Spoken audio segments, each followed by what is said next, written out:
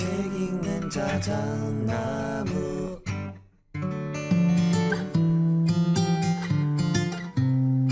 사람에게는 저마다 각자 지키고 싶은 자기만의 방이 있다고 합니다. 상대의 방에 들어가고 싶다고 해서 방문에 귀를 대고 그가 가르쳐주지 않는 것까지 억지로 알아내려고 애써서는 안 됩니다. 어른의 말하기란 상대방의 방문을 똑똑 두드린 뒤에 들어오세요 라는 허락을 받았을 때 비로소 문을 천천히 밀고 들어가는 것과 같습니다. 물감을 오래 두면 굳는 것처럼 단어도 쓰지 않으면 언젠가 우리 안에서 굳어버린다는 거 알고 계십니까?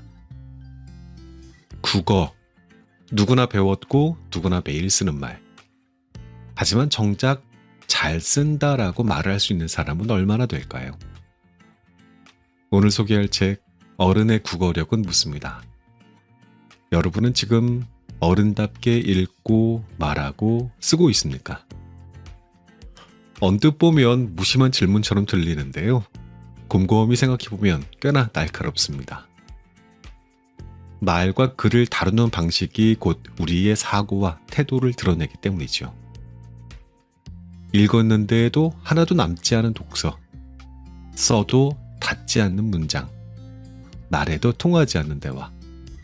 그 반복 속에서 우리는 때때로 자기 안에 갇히기도 하잖아요. 이 책은 단순히 문해력을 높이자는 책은 아닙니다. 김범준 작가가 우리에게 건네는 메시지는 분명했습니다. 국어력이라는 것은 단지 시험을 위한 기술이 아니라 삶 전체의 품격을 결정짓는 가장 근본적인 힘이라고요. 국어력은 단어 하나를 고를 때 망설이는 시간, 사전을 뒤적이다가 마음에 쏙 드는 표현 하나를 발견했을 때의 기쁨. 어느 날 누군가 우와, 그 말 참 좋네요 라고 해줬던 따뜻한 기억 속에 살아있습니다. 말의 힘을 아는 사람은 쉽게 흥분하지 않고요. 글의 무게를 아는 사람은 함부로 비난하지 않는다고요.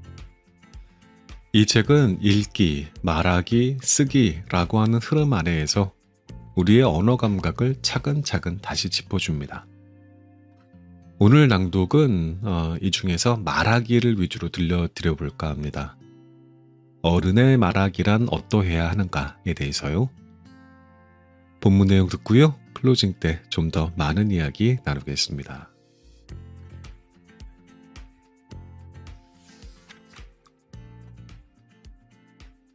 당신의 선의가 누군가에게는 최선이 아닐 수 있음을. 모멸감이라는 단어, 그 느낌만으로도 불쾌해집니다. 말과 소리에도 느낌이 있나 봅니다. 모멸감이라는 말만 보고도 기분이 이리 언짢으니 말입니다. 동명의 책 제목을 서점에서 본 적이 있는데 그 책을 사지도 않았습니다.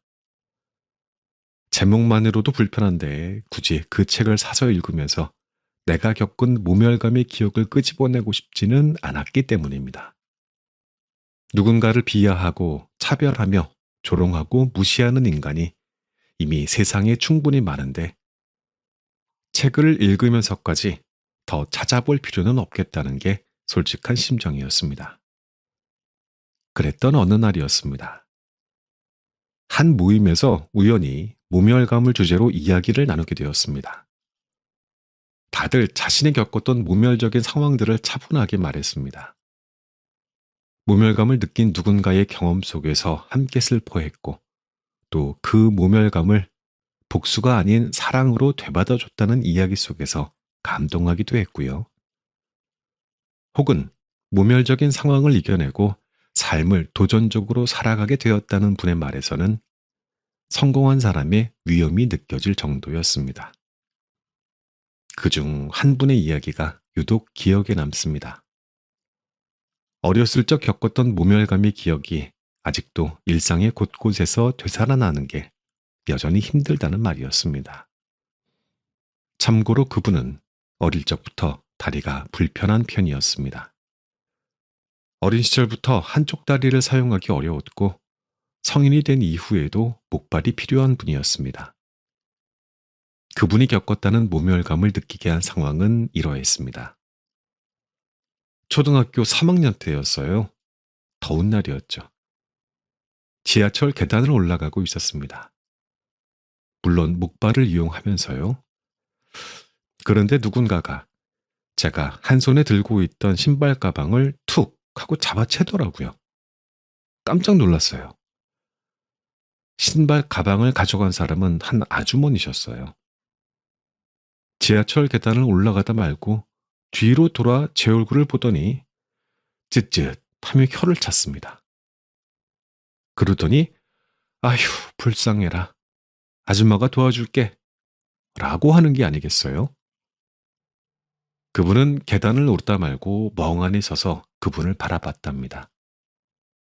눈물이 흐르고 화가 났다고도 했어요. 그 계단을 어떻게 올랐는지 기억도 나지 않는답니다. 다만 수십 년이 지난 지금도 그때의 모멸감을 생생하게 느낀다고 했습니다. 이어진 그분의 말입니다. 성인이 된 지금도 여전히 그런 시선은 불편해요. 나이도 먹을 만큼 먹었고 그런 일 역시 겪을 만큼 겪었지만 말이에요. 누군가의 갑작스러운 침범이나 원하지 않는 동정의 말과 눈은 견디기가 힘듭니다. 하지만 어릴 때와 달라진 게 있다면 이제는 그런 일방적인 동정은 거부한다는 겁니다. 나이가 50이 넘어도 지하철에 앉아있을 때 맞은편에 있는 누군가가 자신의 목발과 다리를 빤히 쳐다보는 것이 불편하다고 했습니다. 그런 값싼 동정을 받을 이유가 없다고 하면서요. 원치 않는 동정을 받게 되면 대놓고 이렇게 말씀하신다고 하더군요. 뭘 그렇게 빤히 보세요? 뭐가 이상한가요? 이분의 태도가 어떻게 느껴지시나요? 안 돼 보여서 바라봤을 뿐인데 그렇게까지 말해야 하는가 라고 생각할 수도 있겠습니다. 하지만 달리 생각해 봅시다. 불편할 게 하나도 없는 우리도 자신을 빤히 쳐다보는 누군가의 시선을 느끼게 되면 기분이 별로이지 않나요? 특히 남자들이 싸울 때 가장 많은 시비거리 중 하나가 왜 꼬나보냐가 아니던가요? 하지만 이분의 말을 들으며 한편으로 가슴이 뜨끔했습니다. 저 역시 만약 같은 상황이라면, 즉 제 앞에 어린아이가 목발에 의지하여 지하철 계단을 힘겹게 올라가는 걸 봤다면 아무 말도 없이 가방을 휙 낚아채고는 의기양양하게 이 아저씨가 도와줄게 라고 말했을 것 같기 때문입니다. 그래놓고는 도움을 줬다고 생각했을 테고요. 상대방은 모멸감에 휩싸인 바로 그 순간의 말입니다. 그래도 아직 의문이 남긴 했습니다. 그렇다면 그냥 지나쳐야 할까? 그분에게 물어봤습니다. 만약 어린아이가 그렇게 힘들게 가고 있다면 도와줘야 되지 않을까요? 모른 채 하고 그냥 지나가라는 말인가요? 어떻게 행동해야 될까요? 그분의 대답은 이러했습니다. 우리와 같이 일상에서 시선을 괴롭힘을 당하고 있는 사람들에겐 조심스럽게 혹시 도와드릴 게 있을까요? 라고 물어보며 다가오는 것이 예의를 지키는 말과 행동인 것 같아요. 도움을 주는 사람이 아니라 도움을 받을 사람의 자기 결정권을 절대적으로 인정해주는 말과 행동을 해주는 것이 옳다고 생각합니다. 어른의 말하기에는 세상의 모든 약자, 그게 몸이 아프든 마음이 아프든 간에 어떠한 조건도 관계없이 그들에게 자기 결정권이 있음을 인식하는 말투도 포함돼야 하겠습니다. 상대방의 생각과 내 생각이 같을 거라고 착각하는 대신 조심스럽게 배려하려는 노력을 우선 해야 한다는 뜻입니다. 대화는 서로에게 힘을 주는 것이어야 합니다. 상대방에게 용기를 불어넣는 말이 그것입니다. 나의 말로 인해 상대방이 할 수 있는 일을 더 잘할 수 있도록 격려하고 도와주어야 합니다. 언젠가 이런 광경을 보게 됐습니다. 평일 오후 용산역에서 탑승한 지하철 1호선 구로행 하행선에서 있던 일입니다. 용산에서 구로까지는 얼마 안 되는 거리였습니다. 한가로운 시간대였기 때문에 지하철 좌석도 여유로웠고요. 아마 제가 탑승한 용산역 바로 다음 역인 노량진역이었을 겁니다. 중학생쯤 되어 보이는 남자아이를 데리고 한 엄마가 지하철에 올랐습니다. 제 맞은편에 그들이 자리에 앉더군요. 그리고 들려온 대화입니다. 실제 모습을 상상하면서 대화 지문을 읽어보십시오. 엄마, 무엇인가를 아이에게 신경질적으로 보여주며 이게 뭐니? 아들 고개를 숙인 모습. 엄마, 말해봐. 이게 도대체 뭐냐고. 왜 이렇게 된 거냐고. 대답 안 해? 그래. 엄마가 뭐라고 하는 거 아니잖아. 대화하자는 거잖아. 아들, 고개를 천천히 들며 이게 무슨 대화예요? 이게 무슨 대화예요? 라는 말이 참 서늘하게 느껴집니다. 저는 대화란 무엇인지에 대해서 저 스스로 생각해 봤습니다. 우리의 대화는 도대체 어떤 모습으로 사람과 사람 사이의 모습을 드러내고 있는 걸까요? 언제부터인가 대화의 결과물은 이겨야 하는 그 무엇이 되었습니다. 이겨야 하는 대상이 직장 동료나 학교 친구 등 성과나 성적에 따른 경쟁자 정도로 그치지 않고 더욱 광범위해졌습니다.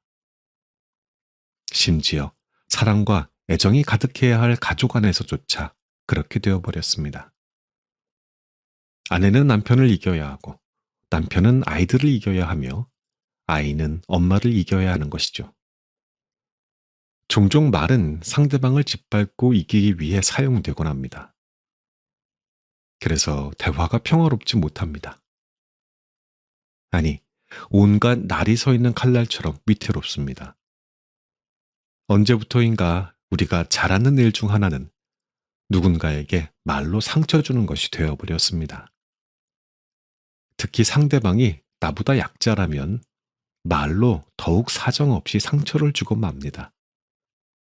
이렇게 상처를 입혀놓고서도 자신이 만든 생채기를 치유해 주기는커녕 집요하게 파고들어 괴롭히며 곪게 하고 종국에는 그 아픔을 부여잡고 항복하게 만들죠. 일방적으로 당할 수밖에 없는 사람들은 대화에서 소극적인 자세를 보이며 멀어지려 합니다. 이어폰을 귀에 깊숙이 꽂고 음악을 틀어 부모의 말들로부터 자신을 방어하려는 청소년들의 모습이 그 사례일지도 모르겠습니다. 바깥 세상과 격리된 자신만의 방을 만드는 사운드 월이라는 개념이 있던데 어쩌면 이런 의미에서는 정당화될 수 있는지도 모르겠습니다. 그래도 희망은 있습니다. 서로에게 벽을 만드는 대화가 아닌 벽을 허물고 상대방의 마음속으로 잔잔하게 흘러들어가는 대화를 하는 모습들도 간간히 찾아볼 수 있으니 말입니다. 이쯤에서 고백해야겠습니다. 사실 위에서 사례로 든 지하철 맞은편 엄마와 아들은 저렇게 말하지 않았습니다. 이것은 제가 상상한 최악의 모습일 뿐이었습니다. 엄마는 고개를 푹 숙인 아들을 그저 지켜보기만 했습니다. 그 모습이 너무 선해서 저 역시 멍하니 바라보고만 있을 정도였죠. 그렇게 지켜보던 엄마는 아들에게 이렇게 말했습니다. 힘들었지? 엄마가 열심히 도와줄 테니까 너도 엄마 위해서 힘내줄 수 있지? 텅 빈 지하철 객차 맞은편에서 조용히 하지만 따뜻하던 그 어머니의 목소리가 아직도 들리는 듯합니다. 무슨 일인지는 잘 모르겠습니다만 곤란한 상황에 빠진 아들이 의지할 만한 가장 믿음직한 공간 하나를 엄마가 선물한 듯한 느낌이 들었습니다. 아들이 접으려 했던 그 무엇을 다시 일으켜 세워 새로운 꿈을 꾸게 만드는 그런 말이었습니다. 그야말로 어른의 말입니다. 그 자체로 국어력에 있어 표본과도 같은 언어였습니다. 그들의 따뜻한 모습을 보며 덜컹거리던 지하철 안에서 불편하게 부유하던 제 마음 역시 편안해졌던 기억이 납니다. 우리의 말들은 지금 어디에, 어떤 모습으로 세상을 향해 있는지 모르겠습니다. 이왕이면 따뜻했으면 좋겠습니다. 사랑하는 사람을 향해서라면 더욱더.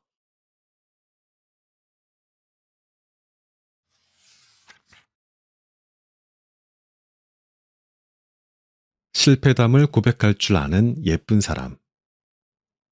하루는 퇴근한 뒤 에스프레소가 마시고 싶었습니다. 회사 앞에 위치한 작은 카페에 가서 에스프레소 마키아토를 주문했습니다. 자리로 가져다 준다고 합니다. 한 5분쯤 지났을까요? 작은 쟁반에 커피를 올려 가져다 주시는 분이 머뭇거리며 말합니다. 죄송해요. 제가 아직 미흡해서 하트 모양이 안 예쁘네요. 우유 거품 위에 그려진 하트가 눈에 들어왔습니다. 살짝 찌그러져 있었지만 그 한마디에 마음이 따뜻해졌습니다. 아닙니다. 너무 좋습니다. 고맙습니다. 집으로 돌아가는 길의 공기가 유난히 상쾌했습니다. 누군가의 말 한마디로 하루 동안 팍팍했던 제 마음이 편해졌습니다. 문득 반성하게 되었습니다. 나의 말은 이렇게 누군가의 마음을 편하게 해주고 있는 걸까 하고 말이지요. 좋은 말은 이처럼 상대방과 거리를 잘 좁혀내는 것이어야 할 겁니다. 다음에 나올 사례는 한 중년 남성에게 듣게 된 이야기입니다. 늘 늦지막히 집에 들어오시는 아버지와 사춘기를 지날 무렵부터 사이가 서먹해졌다. 아버지는 조용하셨지만 엄격하셨고 언젠가부터 내가 가까이 다가가는 것도 아버지가 다가오는 것도 어색했다. 한 번은 고등학교 때 술을 한 잔 걸치고 오신 아버지가 나를 불렀다. 요즘 어떻게 지내느냐? 공부는 잘하고 있느냐? 동생에게 잘해줘라 등의 말들이 지루하게 이어졌다. 자리를 벗어나고 싶은 마음에 퉁명스럽게 답했다. 그러한 태도가 마음에 들지 않았던 아버지가 화를 버럭 내셨다. 어른이 말하는데 어떻게 이렇게 퉁명스러울 수가 있느냐? 평소라면 죄송해요 라고 했겠으나 그때는 왠지 화가 났다. 기말 시험을 준비 중인 저를 왜 갑자기 불러내서 술주정을 부리시나요? 그동안 얼마나 대화를 했다고 갑자기 왜 이러시는 거예요?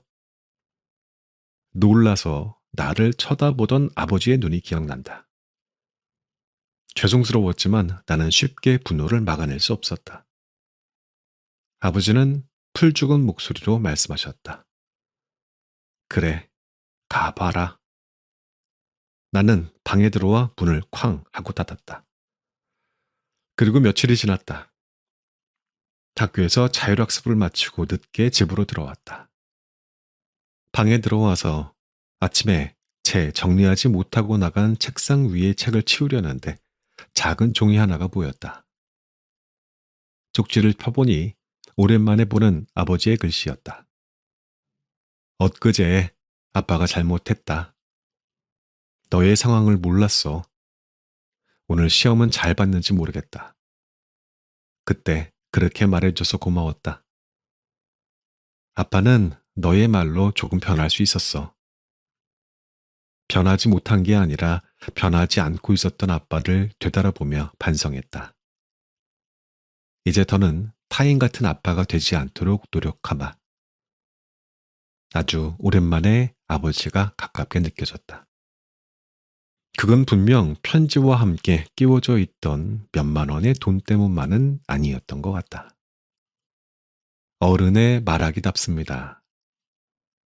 자신의 부족함을 담담하게 말할 수 있는 아버지를 느낀 아들의 마음은 뿌듯했다고 합니다.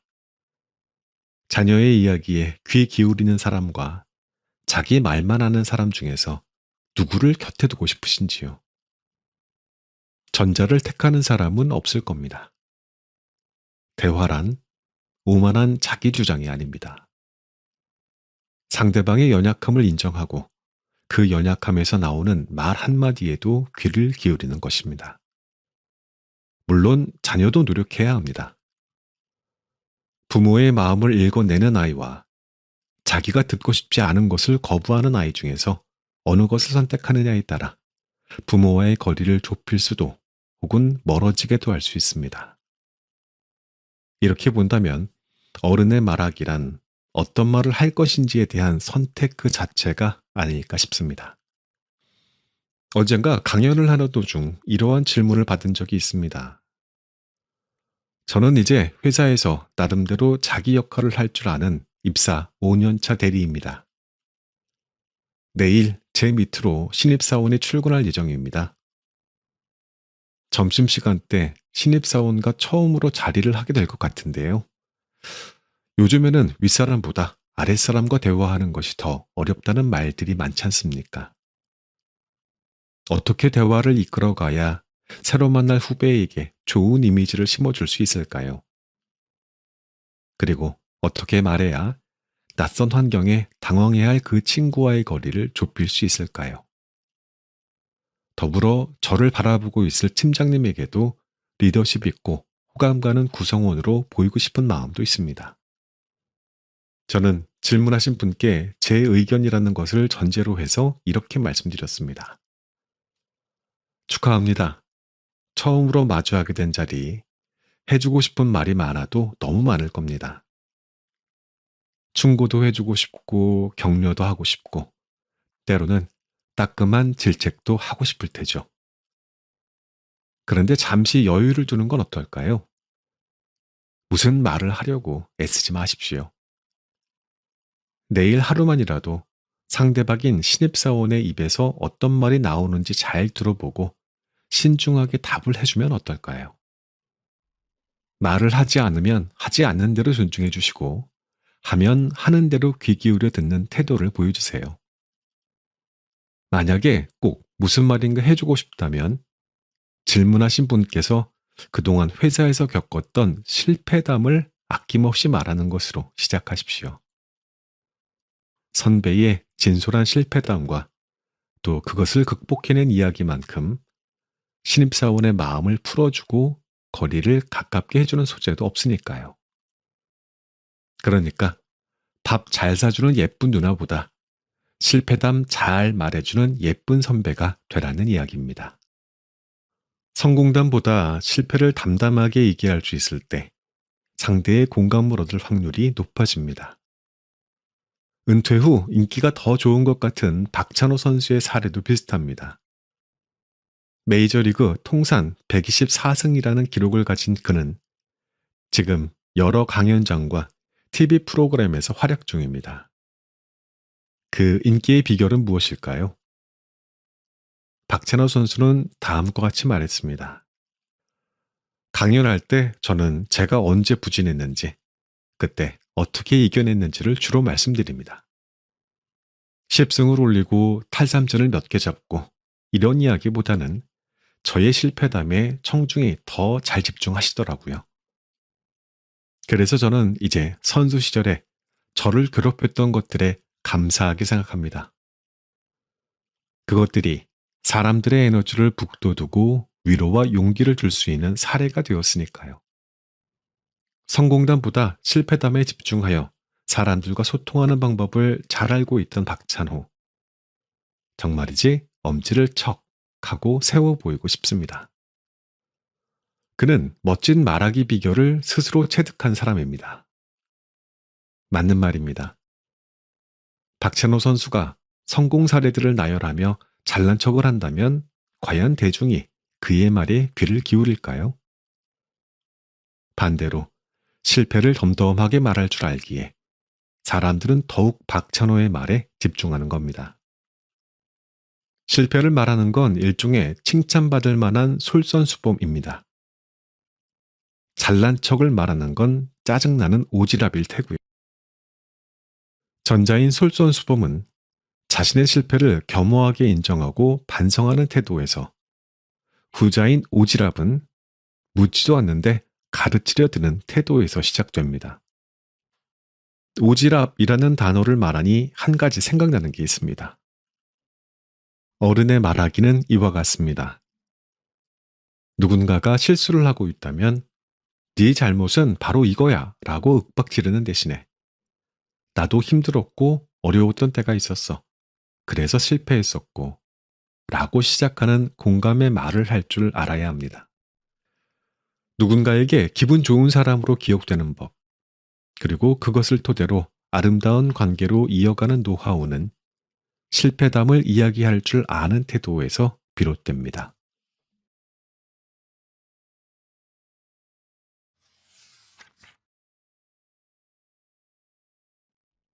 당신과 약간의 거리를 두겠습니다.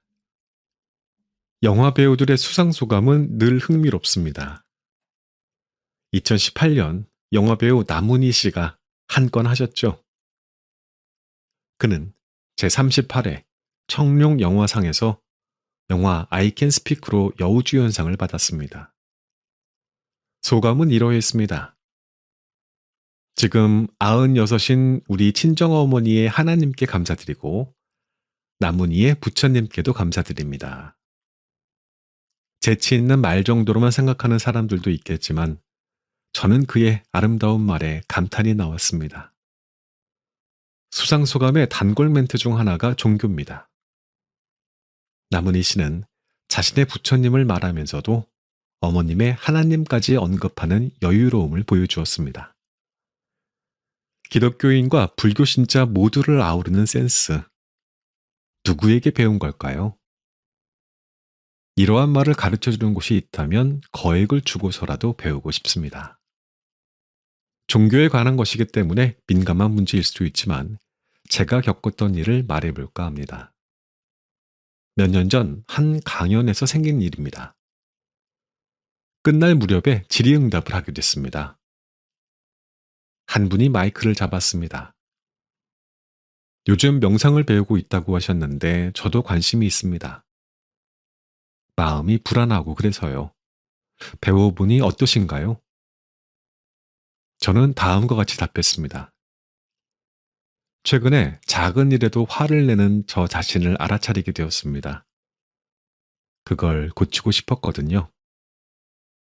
마침 회사에서 진행된 명상 클래스를 수강하게 되었고 마음이 편안해지는 느낌을 받았습니다. 그게 본격적으로 공부하게 된 계기였습니다. 이때였습니다. 제가 말하는 도중 갑자기 누군가가 큰 소리로 말하며 끼어들더군요. 마음이 불안하면 종교를 가져야지. 무슨 명상으로 마음이 편안해진다고. 정말 당황했습니다. 여러분이라면 이럴 때 어떻게 대응했을 것 같으신지요? 그냥 재미로 한번 골라보세요. 1번. 말하는 대신 매섭게 노려본다. 2번. 왜 갑자기 끼어들어요? 함부로 말하실 거면 나가주실래요? 3번. 잘 모르시는 것 같은데 명상은 서양 심리학에서도 인정하는. 4번. 주신 말씀 고맙게 들었습니다. 참고로 저는 제 경험을 말씀드렸을 뿐입니다.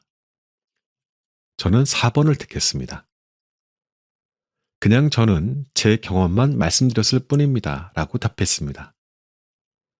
친밀하지 않은 관계에서 청중과 강사라는 거리를 고려해 봤을 때 적당한 대응이었던 것 같습니다. 더 이상의 소란은 일어나지 않았으니까요. 그런데 만약 남은희 씨가 저 대신 그 자리에 계셨다면 어떻게 답했을까요? 궁금해집니다. 당연히 아름다운 언어로 답했을 것 같습니다. 일상에서 우리는 타인과 그의 고유한 취향을 일방적으로 무시하는 사람을 만나게 되곤 합니다. 그들은 상대방이 속한 집단도 무시합니다. 사회는 나와 타인이 함께 사는 공간이고 그 공간은 나름의 집단으로 구획되어 있으며 집단이란 각 구성원들이 영위하는 삶의 축소판이라는 점을 너무 쉽게 간과합니다. 내가 속하지 않은 다른 집단이란 무엇인가요? 내가 속하지 못한 삶을 누군가가 대신 살아낸 곳이 아닐까요? 내가 살지 못한 삶을 통째로 경험한 사람이 자신의 곁에 있다면 그의 경험담을 들을 때 감사의 마음으로 받아들이는 게 옳습니다. 하지만 많은 이가 감사는커녕 거부와 반발의 마음만으로 접근하면서 관계를 깨뜨리곤 합니다. 만약 받아들이지 못하겠다면 그냥 조용히 있으면 됩니다. 이렇게 최소한의 노력은 해야 하는데 무작정 자기의 입장만 주장하거나 강요하는 태도는 조금 아쉽습니다. 가수 소유와 정기고가 함께 부른 노래 썸의 가사를 잠시 떠올려 보세요. 네 거인 듯 네 거 아닌 네 거 같은 나. 순진한 척 웃지만 말고 그만 좀 해. 너 솔직하게 좀 굴어봐. 네 마음속에 날 놔두고 한눈 팔지 마. 노래 속의 화자가 상대방과의 썸 때문에 조금은 괴로워 보입니다. 하지만 실생활 속에서 성인이 말을 할 때에는 사람과 사람 간의 썸이라는 약간의 거리감을 인정한 후에 말을 하는 것이 옳습니다. 썸이 실종된 사이를 쿨한 관계로 치부하고 함부로 상대방을 향해 자기의 생각만을 강요한다면 오히려 그것이야말로 인간관계에 대한 무지함을 드러내는 증거라고 할 수 있습니다. 내 것이라고 해도 늘 언제나 항상 내 곁에 있어야 하는 누군가가 아닙니다. 그렇게 되면 세상의 모든 관계가 건강하게 버텨내지 못합니다. 상대방의 영역, 공간에 대한 배려가 없는 이와 소통하고 싶어 하는 사람은 별로 없습니다. 소유의 말하기가 아닌 인정하고 수용하는 말하기를 해야 하는 이유입니다. 무작정 매일 아침 정해진 시간에 너의 문자가 없다라고 붙이거나 주말에는 무조건 만나야 해 식으로 나의 의견만을 강요하고 그에 따르기를 재촉한다면 상대방은 부담스러울 수밖에 없습니다. 받아들일 준비가 되어 있지 않은 상대에게 노래 썸처럼 자꾸 뒤로 빼지만 말고 나를 사랑한다고 고백해줘 라고 눈치를 준다면 멀쩡한 관계라도 엉망이 되는 건 시간 문제입니다. 썸은 사라져야 할 긴장감이 아닙니다. 인간관계 속에서 늘 가다듬어야 할 소중한 전략이자 화술에서는 특히 핵심적인 키워드입니다. 이제 썸 탄다 라는 말을 냉정하다, 머리를 쓴다 라는 뜻으로 읽는 대신 어른답게 행동하는 데 익숙하다 라고 긍정적으로 해석해 보는 것은 어떨까요? 말투에 고민이 많은 당신이라면 썸의 미학에 관심을 두기를 바랍니다.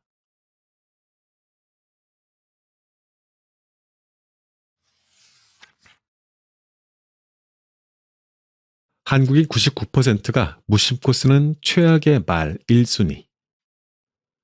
다음의 질문에 한번 답을 해봅시다. 질문. 중견기업에서 판매 대금과 관련된 사고가 있었다. 임원이 해당 팀의 리더인 팀장에게 전화했다. 어이 팀장, 어떻게 된 거야? 만약 당신이 임원으로부터 전화를 받은 팀장이라면 어떻게 대답할 것인가? 1번. 죄송합니다. 제가 재수가 없는 놈인가 봅니다. 중요한 때 이런 일이 생기다니 왜 이렇게 안 풀리는 건지 모르겠습니다. 2번. 염려하지 마세요. 제가 멋진 관리자가 되려나 봅니다. 리더의 자리에 가게 되면 앞으로 더 어려운 일도 겪을 텐데 이러한 일을 미리 맛보았으니 관리자로서 훈련받았다고 생각하겠습니다. 잘 처리하겠습니다. 아마 대부분이 2번을 고르셨을 겁니다. 이 문제에서 1번을 고를 사람은 거의 없다고 생각하지만 저 정도까지는 아니어도 회사에서 부정적인 말투를 쓰는 사람이 적지만은 않습니다. 앞의 사례는 실제 중견기업 대표이사를 지낸 분의 책에서 읽은 내용인데 그분은 위의 예를 들면서 이렇게 말했습니다. 당신이 두 팀장을 총괄하는 임원이라고 가정해보자. 멋진 관리자가 되려고 훈련받은 사람과 재수 없는 놈 둘 중에 누구를 미래의 리더로 삼을 것인가? 고백 하나 하겠습니다. 직장에서 재수 없는 놈을 자처하는 말을 자주 하던 사람이 바로 저였습니다. 문제가 생기면 재수 탓으로 돌려버렸습니다. 영업사원으로 근무하면서 목표를 달성하지 못하면 온갖 변명을 붙이기 바빴습니다. 사람들은 춤추고 싶지 않으면 땅이 젖었다고 말한다 라고 하던데 저 역시 다른 것을 탓하는데 익숙했습니다. 시장 환경이 나빠지고 경쟁사의 저가 공세가 강하여 매출 목표를 달성하지 못했습니다. 원래 영업은 복불복 아닌가요? 올해는 제가 재수가 없어서 실적이 엉망인 겁니다. 면피 욕구에서 벗어나지 못한 옹졸한 표현을 하는 데에도 주저함도 부끄러움도 없었습니다. 활을 쏘는 궁수는 활이 관역 한복판에 맞지 않으면 자신을 탓한다고 하던데 저는 관역을 탓했던 것입니다. 물론 그러한 말투 습관을 알게 된 뒤로는 회사에서 최대한 긍정적인 언어로 말하려고 노력하고 있습니다. 자영업을 하든 회사를 다니든 간에 세상은 우리의 변명을 너무나도 잘 알고 있습니다. 그러므로 변명에 몰두하는 말하기보다 문제가 있으면 그것을 받아들이되 문제를 미래에 어떻게 개선할 것인가에 대해 긍정적으로 표현하는 게 정답입니다. 이제 아마추어처럼 느껴지는 변명은 접어두고 이렇게 말해보십시오. 반드시 성과를 내보겠습니다. 그 전략은 시장에서 반드시 통합니다. 누적된 데이터가 증명합니다. 혹시 이러한 말이 정 어렵다면 제가 해보겠습니다 라든지 일단 해보는 게 어떨까요? 라고 긍정적인 방향으로 말하는 것도 괜찮습니다. 반대로 삼가해야 할 말의 목록까지 기억해두면 더 좋습니다. 에이, 그거 안 돼요. 그게 될까요? 해보지 않아서 모르겠습니다. 실패하면 큰 리스크가 따를 텐데요. 제가 하기에는 어려울 것 같습니다. 글쎄요, 잘 될지는 해봐야 알죠. 참고로 이러한 부정적인 말들은 예상외로 책임감 있는 분들의 입에서 더 자주 나오기도 합니다. 일종의 신중함이자 겸손으로 작용한 것이죠. 하지만 이러한 신중함도 말하기 습관으로 굳어지면 위험합니다. 굳이 자신의 가치를 부정적인 언어로 깎아내릴 이유는 전혀 없습니다.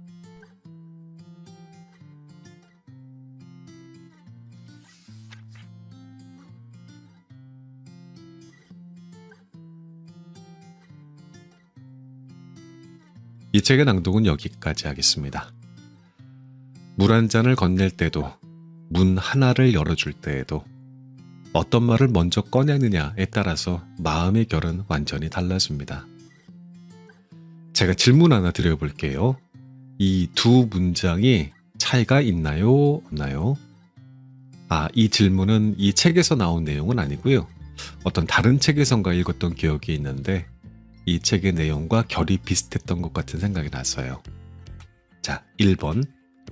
제가 도와드릴까요? 2번. 제가 도와드릴 게 있을까요? 1번. 제가 도와드릴까요? 2번. 제가 도와드릴 게 있을까요?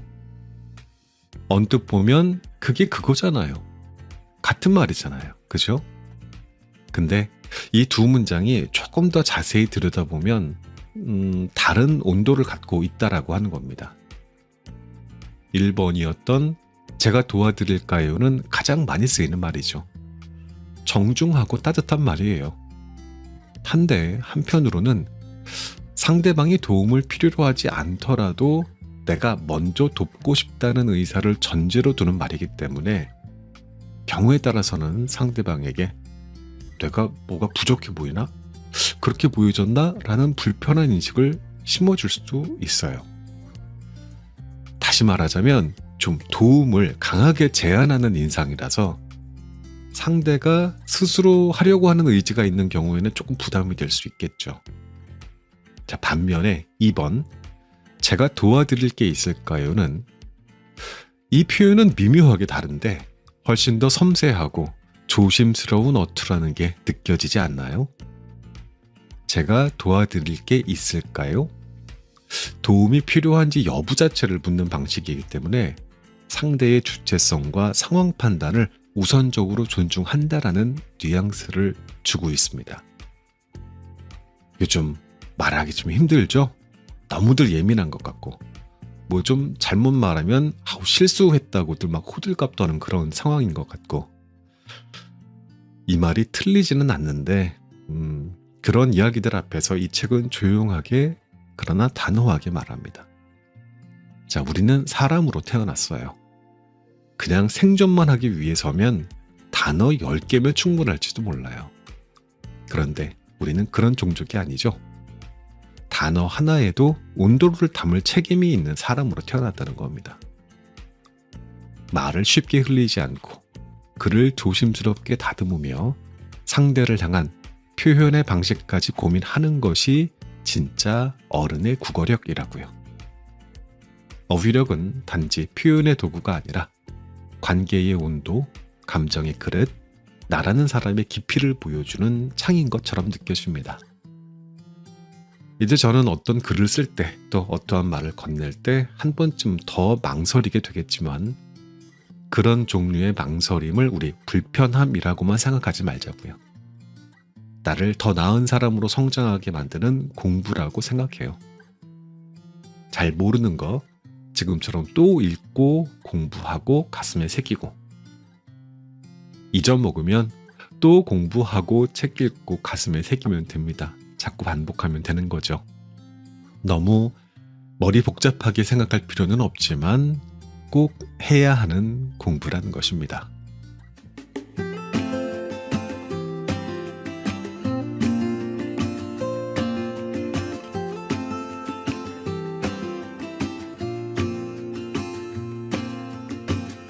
I never felt tomorrow closing in this fast. Oh, I guess time's in a rush. Leaves are falling down, but at least they grow back. While I'm on a one-way track. Now I know what it means to grow.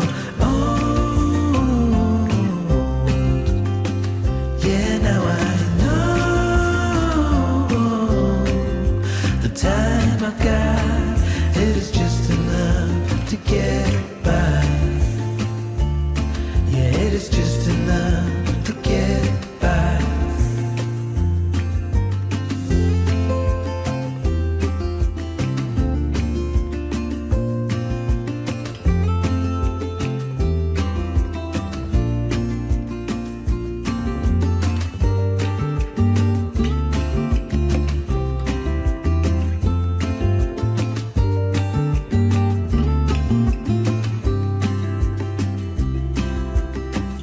Sometimes I understand I'm making all the wrong amends in life. It never pays in